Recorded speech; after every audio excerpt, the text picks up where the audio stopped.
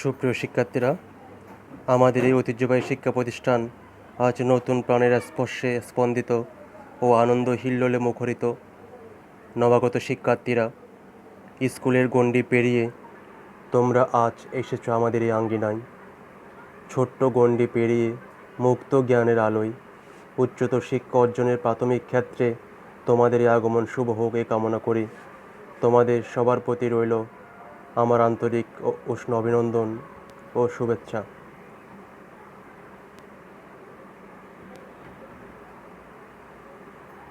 তোমাদের সবাইকে কর্ণফুলী চৌধুরী কলেজ ক্যাম্পাসে স্বাগতম।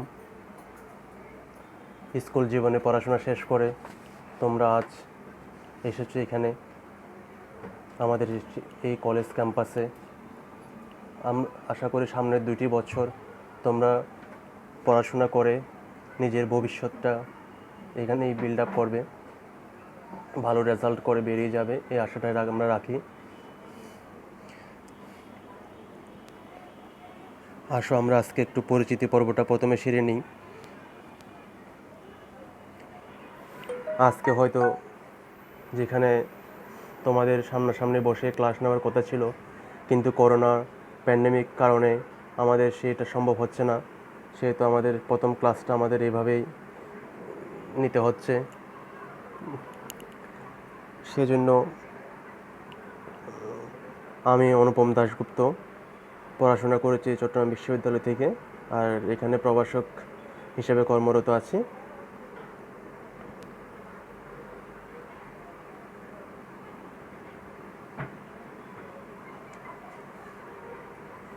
আজকে তোমাদের রসায়নের একাদশ শ্রেণীর প্রথম ক্লাস, সেজন্য আমরা আজকে সিলেবাস, মান বন্টন, কী করে পরীক্ষার প্রশ্ন হয়, কিভাবে আনসার করতে হবে, এই ধরনের জিনিসগুলো নিয়ে আমরা প্রথমে আলোচনা করব। তোমরা এসএসসি লেভেলে তোমাদের ছিল রসায়নের একটি বই, কিন্তু এসএসসি লেভেলে রসায়নের 2টি বই, একটা হচ্ছে রসায়ন প্রথম পত্র, একটি রসায়ন দ্বিতীয় পত্র, দুইটাতে আলাদা আলাদাভাবে পাশ করতে হবে। রসায়ন প্রথম পত্রে রয়েছে 5টি অধ্যায়, রসায়ন দ্বিতীয় পত্রে রয়েছে 5টি অধ্যায়। অধ্যায়গুলো হচ্ছে ল্যাবরেটরি নিরাপদ ব্যবহার, গুণগত রসায়ন, মৌলের পর্যায়বৃত্তি ধর্ম, রাসায়নিক বন্ধন, রাসায়নিক পরিবর্তন, কর্মমুখী রসায়ন। রসায়ন দ্বিতীয় পত্রে রয়েছে পরিবেশ রসায়ন, জৈব রসায়ন, পরিমাণগত রসায়ন, তড়িৎ রসায়ন, অর্থনৈতিক রসায়ন। তোমাদের হয়তো আপাত দৃষ্টিতে মনে হতে পারে এখানে 5টি অধ্যায়, ওখানে 5টি অধ্যায়, 5টি অধ্যায় তো তেমন বেশি না। হ্যাঁ, তোমরা হয়তো যারা নতুন এডিশনের বই কিনেছো বাজার থেকে, বিভিন্ন রাইটারের বই আছে, হয়তো এখানে দেখে থাকবে চ্যাপ্টারগুলো কিন্তু অনেক বড়। আমরা যখন এসএসসি লেভেলে ছিলাম, আমাদের রসায়ন দ্বিতীয় পত্রের জৈব রসায়নের 7 থেকে 8টা ওইরকম চ্যাপ্টার ছিল, আর এখানে সবগুলো একটা অধ্যায়ে সন্নিবেশিত করা হয়েছে, আরও কিছু অ্যাড করা হয়েছে, এবং বিভিন্ন অধ্যায়ে আমাদের সময়কার অনার্স লেভেল থেকে কিছু জিনিস এখানে অ্যাড করা হয়েছে। সেজন্য চ্যাপ্টারগুলি অনেক বড়, অনেক বেসিক জিনিস এখানে অ্যাড করা হয়েছে। সেজন্য তোমাদের অনেক ভালোভাবে বুঝে শুনে পড়াশোনা করতে হবে, কারণ এই এসএসসি লেভেলের বেসিকটার উপরে অনেক কিছু নির্ভর করছে তোমাদের সামনে এগিয়ে যাওয়ার। এবার আমরা আসি মান বন্টনটাতে। দেখো, সৃজনশীল প্রশ্নে থাকবে 50 নম্বর। এখানে মোট 8টি প্রশ্ন থাকবে, 5টি প্রশ্নের উত্তর দিতে হবে। প্রত্যেকটি প্রশ্নের পূর্ণমান হচ্ছে 10 করে, তাহলে 10 × 5 50।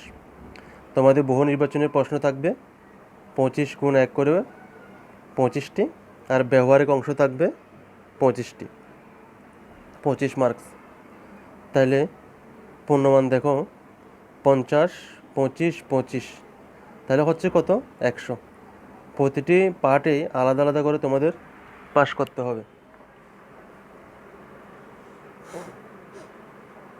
সৃজনশীল রচনামূলক প্রশ্ন, একটা প্রশ্ন 4টা ভাবে সাব ডিভিশনে ভাগ থাকবে, একটা উদ্দীপক দেওয়া থাকবে, আর প্রশ্নগুলো হবে একটি জ্ঞানমূলক, অনুধাবনমূলক, প্রয়োগমূলক, উচ্চতর দক্ষতামূলক ঠিক একইভাবে সৃজনশীল বহু নির্বাচনের প্রশ্নের ক্ষেত্রেও 40% কোয়েশ্চেন হবে জ্ঞান স্তরের, 30% হবে অনুধাবন স্তরের এবং 20% হবে প্রয়োগ স্তরের,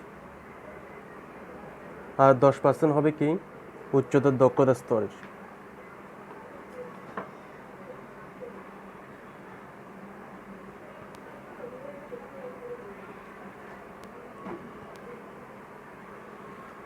এবার আমরা একটি সৃজনশীল প্রশ্ন নিয়ে আলোচনা করি। দেখো একটা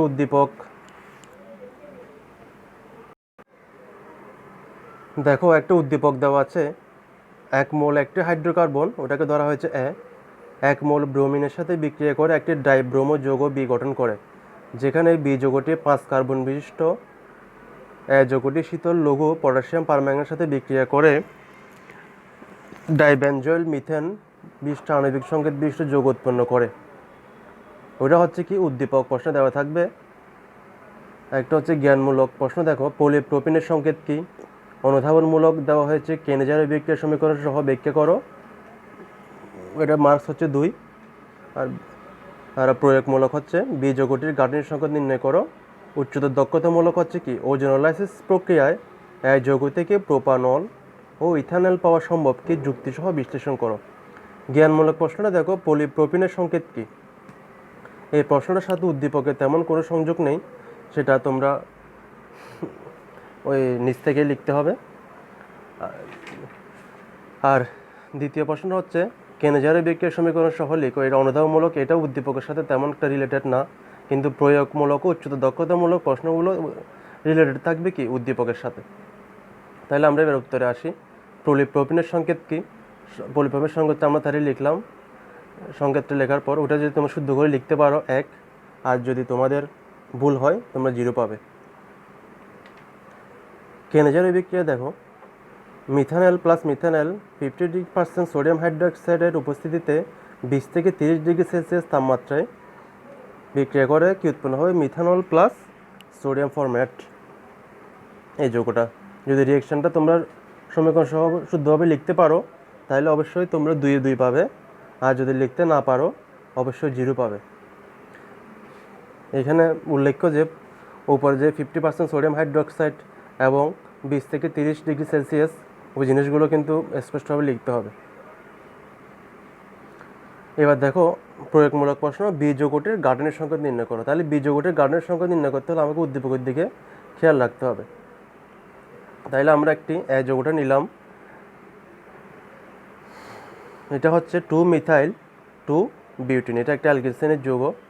তাহলে ব্রোমিনের সাথে বিক্রিয়া করার পর একটি ডাইব্রোমো যৌগ উৎপন্ন করবে, 2 ডাইব্রোমো 2 মিথাইল বিউটেন উৎপন্ন করছে।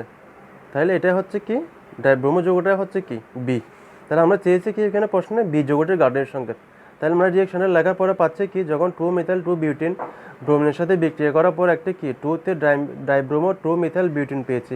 তাহলে ওটা হচ্ছে কি বি এর গাঠনিক সংকেত। তাহলে ওটা আমরা যদি সুস্পষ্টভাবে লিখতে পারি তাহলে আমরা 3 পাবো।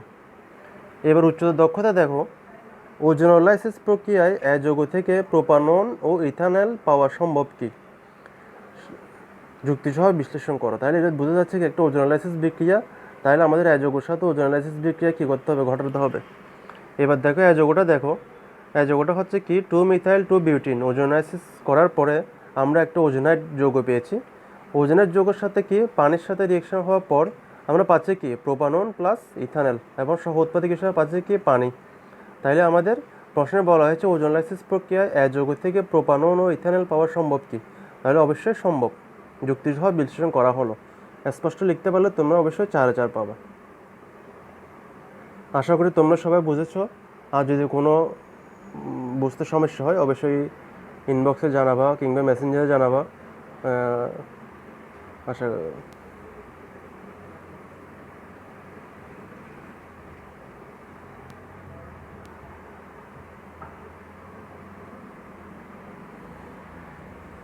এবার আসো আমরা একটা আমাদের কলেজের সিলেবাসটা নিয়ে একটু আলোচনা করি।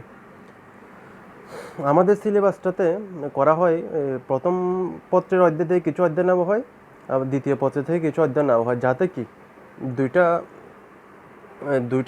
দুইটা পত্রে কি তোমাদের কি থাকে টাচে থাকে। আমাদের সময় আমরা যখন কলেজে ছিলাম আমাদের সময় এই কলেজে ছিল কি প্রথম পত্রটা প্রথম বর্ষে, দ্বিতীয় পত্রটা দ্বিতীয় বর্ষে। তাতে হয় কি প্রথম বর্ষ যখন দ্বিতীয় বর্ষে আমরা পড়া শুরু করি তখন আর প্রথম বর্ষের বইটা টাচ করা হয় না।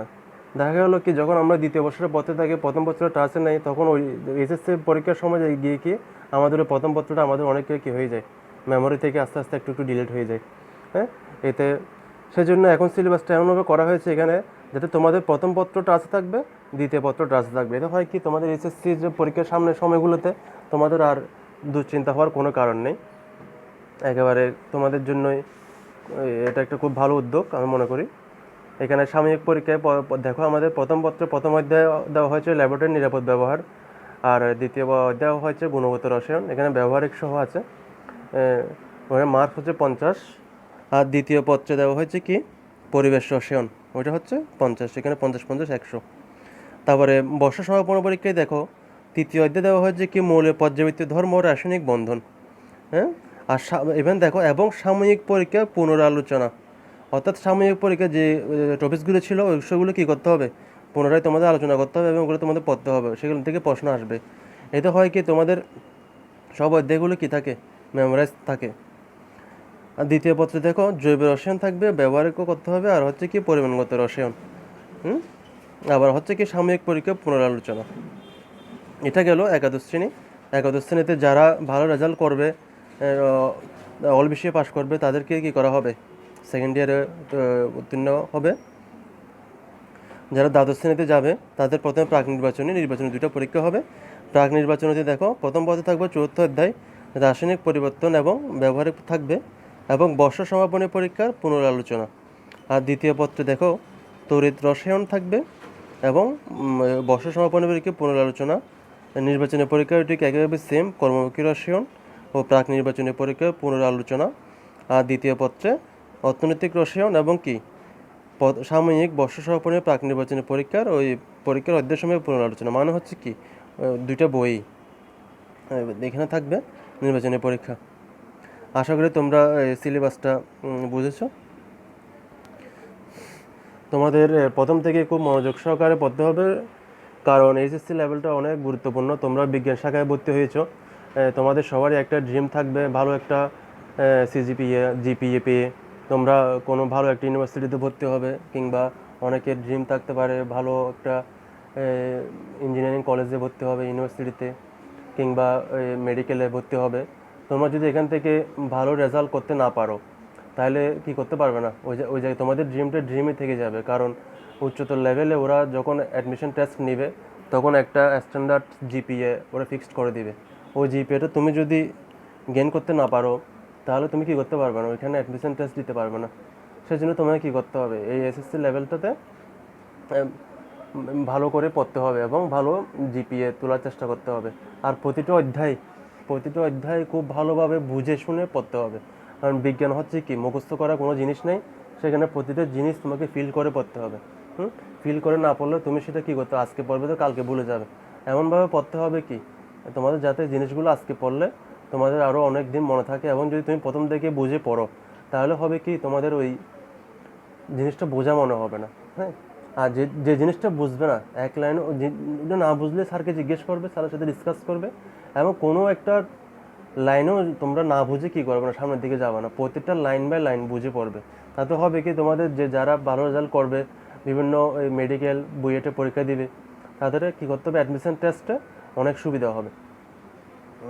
সেই জন্য এখান থেকে তোমাদের কী করতে হবে, এখান থেকে তোমাদের স্বপ্ন নির্মাণের শুরু করতে হবে, যাতে তোমাদের এমন কিছু যাতে হবে না যাতে তোমরা পড়াশোনা করবে না, এরকম আমরা চাই না, যাতে তোমাদের স্বপ্নগুলো নষ্ট হয়ে যায়। এখানে তোমরা অনেকে আছে কি অনেকের বাবা মা অনেক দরিদ্র গরিব আছে, যাতে অনেক কষ্ট করে ছেলে মেয়েদের পড়াশোনা করাচ্ছে। আশা করি তোমরা তোমাদের বাবা মার এই কষ্টের দামটা দিবে, ভালো করে পড়াশোনা করবে। আর প্যান্ডেমিক সিচুয়েশনে যেহেতু আমাদের ক্লাস হচ্ছে না, অনলাইন ভিত্তিক ক্লাসে একমাত্র ভরসা, সেহেতু তোমাদের একটু কষ্ট করে অনলাইনে ক্লাসগুলো করতে হবে। আর যেহেতু সময় চলে যাচ্ছে, তোমাদের ভালো করে পড়তে হবে। আর যেহেতু যদি প্যান্ডেমিক সিচুয়েশন আমরা ওভারকাম করতে পারি, সামনে পরিস্থিতি ভালো হয়, আমরা তো ক্লাসে দেখা হবে তোমাদের সাথে, তখন হবে। আর আমাদের অনলাইন ক্লাসগুলো তোমরা নিয়মিত করবে। আর কোনো সমস্যা থাকলে অবশ্যই জানাবে। পরবর্তী ক্লাসে তোমাদের সাথে আবার দেখা হবে। এ পর্যন্ত তোমরা সবাই ভালো থেকো, সুস্থ থেকো, নিরাপদে থেকো এবং সবার জন্য সবাই দোয়া করো যাতে সবাই সুস্থ থাকে। এই প্যান্ডেমিক সিচুয়েশনটা আমরা সবাই ভালোভাবে ওভারকাম করতে পারি, এই দোয়াই করবে। সবাইকে ধন্যবাদ।